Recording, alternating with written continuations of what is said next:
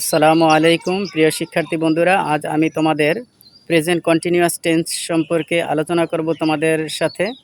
Present continuous tense চিনতে গেলে বাংলা ক্রিয়ার শেষে যখন আমরা দেখব তেসি তেসো তেসো, তেসি তেসো তেসে, এই ধরনের কথা, যেমন আমি তেসি, তুমি তেসো, সে তেসে, এই ধরনের কথা থাকলে বুঝতে হবে যে এটা প্রেজেন্ট কন্টিনিউয়াস টেন্স।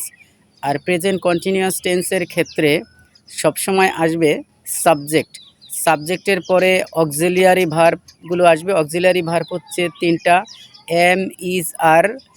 তারপরে আসবে মূল ভার্ব, যেটাকে প্রিন্সিপাল ভার্ব বলা হয়। প্রিন্সিপাল ভার্বের পরে তোমরা ব্যবহার করবে আইএনজি, তারপরে এক্সটেনশন।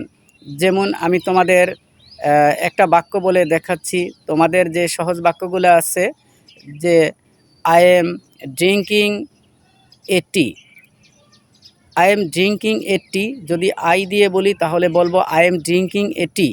যদি ইউ দিয়ে বলো তাহলে বলবে ইউ আর ড্রিঙ্কিং এ টি।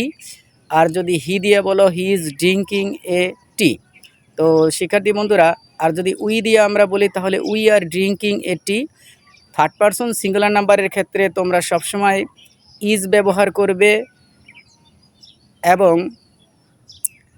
এবং ফার্স্ট পারসন যে সিঙ্গুলার আছে সেই ক্ষেত্রে এম ব্যবহৃত হয়। যেমন আই এর ক্ষেত্রে সবসময় মনে রাখবে এম বসবে, আর বাকি জায়গাগুলোতে কোথাও ইজ, কোথাও আর বসবে। তো শিক্ষার্থী বন্ধুরা, আমি তোমাদের প্রথম একটা বাক্য যদি আমরা নেই, যে আমি ঢাকা যাইতেছি, তো শিক্ষার্থী বন্ধুরা সেখানে কি বলবে? I am going to Dhaka. আর যদি সে ঢাকা যাইতেছে তাহলে বলবে he is going to Dhaka. আর যদি বলো যে তারা ঢাকা যাইতেছে, they are going to Dhaka. তো শিক্ষার্থী বন্ধুরা, পরবর্তী বাক্যে আমি যদি সিং দিয়ে বলি তাহলে I am singing a song, he is singing a song, you are singing a song, they are singing a song, we are singing a song, এরকম বলতে পারি। তো শিক্ষার্থী বন্ধুরা, আমার দ্বিতীয় কথা হচ্ছে গিয়ে যে এখানে আমরা একটা বাক্য দিয়ে আমরা অনেকগুলো বাক্য তৈরি করব কিভাবে। যেমন প্রথম স্টেপে আমরা যে বাক্যটা বলি I am singing a song, আমি গান গাইতেছি। তো I am singing a song এই বাক্যটাকে যদি আমি নেগেটিভ করতে যাই তাহলে আমি শুধু আই এম এর পরে নট বসাবো। I am not singing a song, অথবা I am not drinking a tea, I am not drinking a cup of tea, আরও লাগিয়ে দিতে পারো, ইচ্ছা করলে বাক্যকে আরও বড় করতে পারো। তারপরে এই বাক্যটাকে আবার আমরা কীভাবে বলতে পারি, যে যে am I drinking a tea, am I not drinking a tea. তো প্রথম বাক্য অ্যাসার্টিভ, যেমন আই এম, প্রত্যেকটা বাক্য এখানে অ্যাসার্টিভ। এর মধ্যে নাবোধক বাক্য আছে I am drinking a tea, যদি বলি I am drinking a tea, এটা অবশ্যই অ্যাসার্টিভ এবং হাবোধক। I am not drinking a tea, এটা হচ্ছে নাবোধক। তো শিক্ষার্থী বন্ধুরা, am I drinking a tea, am I not drinking a টি,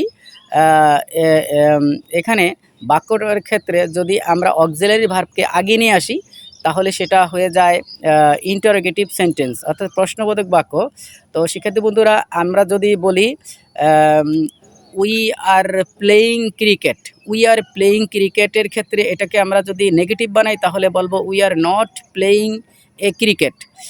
আর যদি এটাকে প্রশ্নবোধক বানাই তাহলে আর আগে নিয়ে আসবো, are we playing a cricket, যে আমরা কি ক্রিকেট খেলতেছি, উই প্লেয়িং এ ক্রিকেট। তো শিক্ষার্থী বন্ধুরা, এখানে উই আর প্লেয়িং ক্রিকেট বা we are we are not playing cricket, একটা বাক্য হচ্ছে হাবোধক আর একটা বাক্য নাবোধক। তো শিক্ষার্থী বন্ধুরা, এই যে বাক্যগুলো আছে, এই বাক্যগুলো করতে গেলে প্রথমত আমাদের ভার্ব সম্পর্কে ধারণা থাকতে হবে।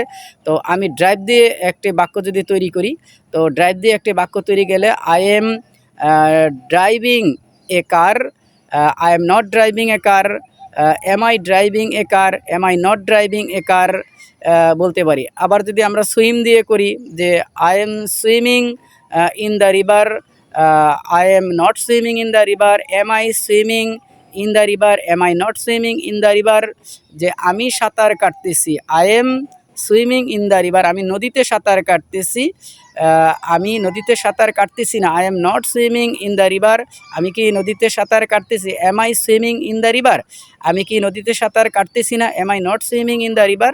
তো এইভাবে আমরা প্রেজেন্ট কন্টিনিউয়াস টেন্সের বাক্যগুলোকে আমরা বানাতে পারি। তো শিক্ষার্থী বন্ধুরা, প্রেজেন্ট কন্টিনিউয়াস টেন্স কিন্তু খুবই সহজ।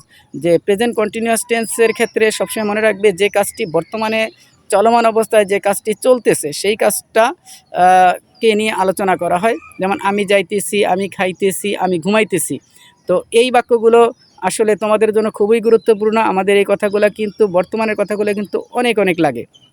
তো শিক্ষার্থী বন্ধুরা, ভালো থাকো। আমি পরবর্তী ক্লাসে অবশ্যই তোমাদের অন্য একটি টেন্স নিয়ে আলোচনা করব। আর এই পর্যন্ত আজকে তোমাদের কাছ থেকে বিদায় নিচ্ছি।